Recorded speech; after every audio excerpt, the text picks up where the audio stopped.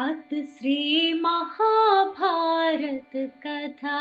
अथ श्री महाभारत कथा। महाभारत कथा। महाभारत कथा।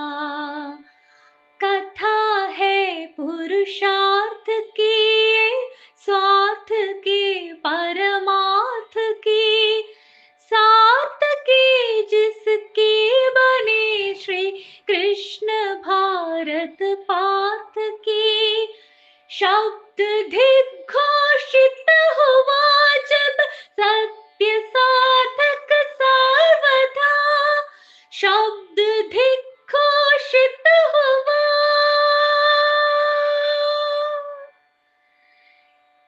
यदा यदा हि धर्मस्य ग्लानिर्भवति भारत, अभ्युत्थानम् अधर्मस्य तदात्मानं सृजाम्यहम्, परित्राणाय साधूनां विनाशाय च दुष्कृतां, धर्म संस्थापनार्थाय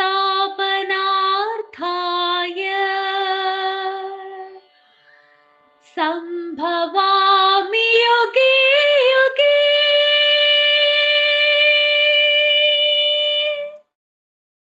നാരായണം നമസ്കൃത്യ നരം ചൈവ നരോത്തമം ദേവീം സരസ്വതിം വ്യാസം തതോ ജയം ഉദീരയേൻ. മഹാഭാരത കിളിപ്പാട്ടിൻ്റെ പ്രഭാഷണ പരമ്പരയിലെ 81-ാം ദിവസമായ ഇന്ന് പഞ്ചേന്ദ്രോപാഖ്യാനം എന്ന് പറയുന്നൊരു കഥയാണ് പറയുന്നത്. പണ്ടൊരിക്കൽ ആ യമധർമ്മരാജാവ് ഒരു യാഗത്തിന് ദീക്ഷിച്ച്, യാഗമരത്തിന് വേണ്ടി ദീക്ഷിച്ചു എന്ന് പറയണം. അങ്ങനെ അദ്ദേഹം യാഗദീക്ഷയിൽ ഇരുന്നതുകൊണ്ട്, യാഗദീക്ഷയിലിരിക്കുമ്പോൾ ആരെയും കൊല്ലാൻ പാടില്ല എന്നാണ് നിയമം. ഭൂമിയിൽ മനുഷ്യർക്ക് മരണമില്ലാത്ത അവസ്ഥയുണ്ടായി. യമധർമ്മൻ തൻ്റെ കൃത്യമായിട്ട് നിർവഹിച്ചാലല്ലേ ഇവിടുന്നൊക്കെ ആൾക്കാരെ കൊണ്ടുപോകാൻ പറ്റുള്ളൂ. അപ്പോൾ അദ്ദേഹം ആരെയും കൊണ്ടുപോകുന്നില്ല. അതുകൊണ്ട് ഭൂമിയിൽ മനുഷ്യർ മരിക്കുന്നില്ല. നമ്മൾ കുഞ്ചൻ നമ്പ്യാരുടെ കാലമില്ലാത്ത കാലത്തിൽ കേട്ട പോലെ തന്നെ അച്ഛനും മുത്തച്ഛനും അങ്ങനെ മനുഷ്യന്മാരെ മരിക്കാതെ ജീവിച്ചു തുടങ്ങി. അപ്പോൾ ദേവന്മാർക്ക് ഭയമായി. ദേവന്മാർ നോക്കുമ്പോൾ ദേവന്മാരും തമ്മിലുള്ളൊരു വലിയ വ്യത്യാസം എന്ന് പറയുന്നത്, മനുഷ്യർക്ക് മരണമുണ്ട്, മർത്യന്മാർ മരിക്കുന്നവരെന്നാണ്. ദേവന്മാർ അമരന്മാരാണ്, മരിക്കാത്തവരാണ് എന്നുള്ളതാണ്. ഈ ഒരു വ്യത്യാസം ഇല്ലാതായി കഴിഞ്ഞാൽ പിന്നെ ദേവന്മാരെ ആര് ബഹുമാനിക്കാനാണ്, ദേവന്മാർക്ക് എന്ത് വിലയാണ് എന്നൊക്കെയുള്ള ദുഃഖമുണ്ടായി. അങ്ങനെ ഇന്ദ്രാദികളായ ദേവന്മാരൊക്കെ കൂടി ആ ബ്രഹ്മാവിനെ ചെന്ന് കണ്ടു പറഞ്ഞു. അപ്പോൾ ബ്രഹ്മാവ് പറഞ്ഞു, ആ യമധർമ്മൻ ഇങ്ങനെ യാഗം ദീക്ഷിക്കുന്നത് കൊണ്ടാണ് ഈ പ്രശ്നമുണ്ടായിരിക്കുന്നത്. അതുകൊണ്ട് നിങ്ങളെല്ലാവരും അദ്ദേഹത്തിൻ്റെ അംശങ്ങളായി തീർന്ന് ലോകത്ത് പോയി അദ്ദേഹം ചെയ്യേണ്ട ക്രിയകൾ, അതായത് ആളുകളെ മരിച്ചവരെ കൊണ്ടുവരികയും അങ്ങനെയുള്ള ആ ക്രിയകൾ നിങ്ങൾ ചെയ്യൂ എന്ന് നിർദ്ദേശിച്ചു. ഇങ്ങനെ ഇരിക്കുമ്പോൾ ആ ഇന്ദ്രൻ അവിടെ ഗംഗാനദിയുടെ തീരത്ത് ചെന്നു എന്ന് പറയണം. അപ്പോൾ അവിടെ സ്വർണ്ണ നിറത്തിലുള്ള ഒരു താമരപ്പൂവും കയ്യിൽ പിടിച്ചുകൊണ്ട് ഒരു വളരെ സുന്ദരിയായ ഒരു സ്ത്രീയെ കണ്ടു. അപ്പോൾ ആ സുന്ദരിയായ സ്ത്രീയെ കണ്ടപ്പോൾ ഇന്ദ്രൻ ചോദിച്ചു, നീ ആരാണ്, എന്താണ്, എന്നോട് സത്യങ്ങളൊക്കെ പറയണം എന്ന് പറഞ്ഞു. അപ്പോൾ എന്തിനാണ് നീ ആ സ്ത്രീ കരഞ്ഞുകൊണ്ടിരിക്കുകയായിരുന്നു. അപ്പോൾ എന്തിനാണ് നീ ദുഃഖിക്കുന്നത് എന്നൊക്കെ പറയണം എന്ന് പറഞ്ഞു. അപ്പോൾ ഇന്ദ്രനോട് അവൾ പറഞ്ഞു, അങ്ങേക്ക് എന്നെ തിരിച്ചറിയാൻ കഴിഞ്ഞില്ല അല്ലേ, അത് തന്നെയാണ് ഇപ്പോഴത്തെ പ്രശ്നം. എന്തായാലും അങ്ങ് എൻ്റെ കൂടെ വരൂ, എൻ്റെ ദുഃഖത്തിൻ്റെ കാരണം എന്താണ് എന്ന് ഞാൻ പറയാം എന്ന് പറഞ്ഞ് ആ ഇന്ദ്രനെയും കൊണ്ട് അവിടെ നിന്ന് പോയി ആ കൈലാസപർവ്വതത്തിലേക്ക് ചെന്നു എന്നാണ് പറയുന്നത്.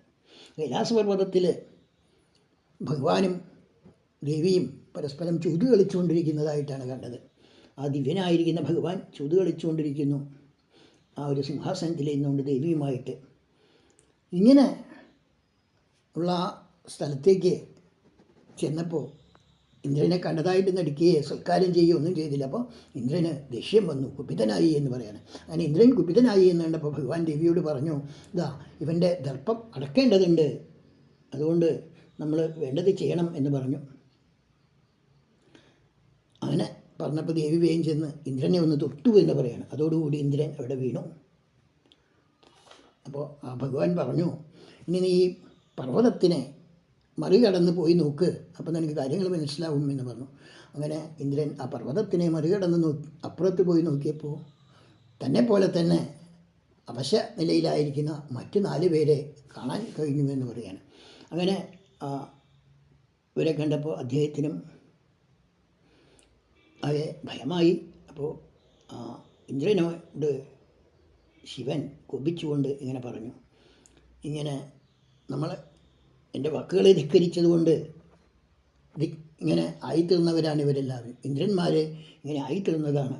അതുകൊണ്ട് നിങ്ങളൊക്കെ മനുഷ്യരായിട്ട് ഭൂമിയിൽ പോയി ജനിക്കട്ടെ, 5 പേരും മനുഷ്യരായിട്ട് പോയിട്ട് ഭൂമിയിൽ ജനിക്കട്ടെ എന്നും നിങ്ങൾക്കൊരു സ്ത്രീ ഭാര്യയായിട്ട് വരട്ടെ എന്നും അങ്ങനെ നിങ്ങളെ കൊണ്ട് ധാരാളം കാര്യങ്ങൾ ചെയ്യിപ്പിക്കാനുണ്ട് എന്നൊക്കെ പറഞ്ഞ് ഇവരോട് പറഞ്ഞു. അപ്പോൾ ഇവർക്ക് 5 പേർക്കും പേടിയായി. അപ്പോൾ അവർ പറഞ്ഞു, ഞങ്ങൾക്ക് തന്നെ കാര്യങ്ങളൊക്കെ ചെയ്യാൻ പറ്റും എന്ന് തോന്നുന്നില്ല. ഓരോരുത്തരും ഞങ്ങൾ ഓരോ പുരുഷന്മാരെ ഉണ്ടാക്കാം, എങ്കിലും ഞങ്ങൾക്ക് ഈ കർമ്മങ്ങൾ ചെയ്യാനുള്ള ശക്തിക്ക് വേണ്ടി എന്ത് ചെയ്യണമെന്ന് ചോദിച്ചപ്പോൾ പോയി വിഷ്ണുവിനെ കാണാൻ പറഞ്ഞു. അങ്ങനെ വിഷ്ണുവിനെ ചെന്ന് കണ്ടു. അപ്പോൾ നരനാരായണന്മാരെ രൂപത്തിലുള്ള ഭഗവാൻ നരൻ ഭൂമിയിൽ ഇവരിൽ ഒരു അംശമായിട്ട് ജനിക്കാം എന്ന് പറഞ്ഞു.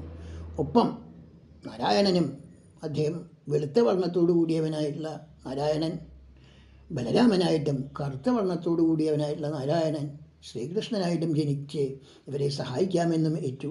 അങ്ങനെ ആ 5 ഇന്ദ്രന്മാരെ ഓരോ കാലഘട്ടത്തിൽ ഇങ്ങനെ അഹങ്കാരം കൊണ്ട് നശിച്ചു പോയ ഇന്ദ്രന്മാരാണ് അവരെ എന്നാണ് പറയുന്നത്. ആ ഇന്ദ്രന്മാരെ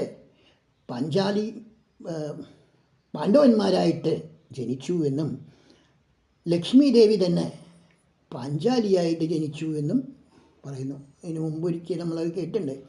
സീതയുടെ ഒരു പുനർജന്മം ഉണ്ടായതിൽ നിന്നാണ് ഈ പാഞ്ചാലി ദേവി ഉണ്ടാകുന്നതെന്നും പാഞ്ചാലി 5 പ്രാവശ്യം ശിവനോട് ഭർത്താവിനെ വേണമെന്ന് അപേക്ഷിച്ചുകൊണ്ടാണ് അവൾക്ക് 5 ഭർത്താക്കന്മാരുണ്ടായത് എന്നൊക്കെ നമ്മൾ കേട്ടിട്ടുണ്ട്.